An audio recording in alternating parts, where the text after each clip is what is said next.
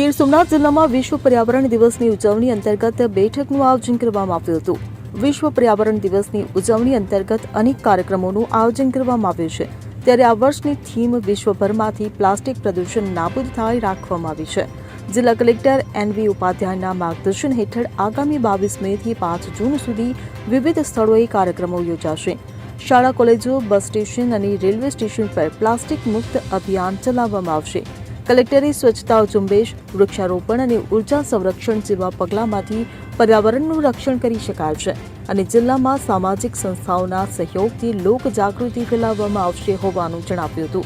આ કાર્યક્રમો અંતર્ગત વિવિધ સ્પર્ધાઓ, સ્પોર્ટ્સ એક્ટિવિટી, રેલી, સાયકલિંગ અને નુક્કડ નાટકોનું આયોજન કરવામાં આવશે. સોશિયલ મીડિયા અને અખબારો મારફતે પણ જાગૃતિ ફેલાવવામાં આવશે. આ બેઠકમાં નિવાસી અધિક કલેક્ટર રાજુશાલ, ગ્રામ વિકાસ એજન્સીના નિયામક યોગેશ જોશી, નાયબ જિલ્લા વિકાસ અધિકારી DP ચૌહાણ સહિત અન્ય અધિકારીઓ ઉપસ્થિત રહ્યા હતા. Bureau report CN24 news.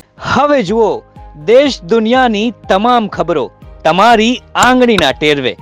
ઉઠાવો મોબાઈલ અને Google Play Store પરથી ડાઉનલોડ કરો અમારી CN24 ન્યૂઝ મોબાઈલ એપ.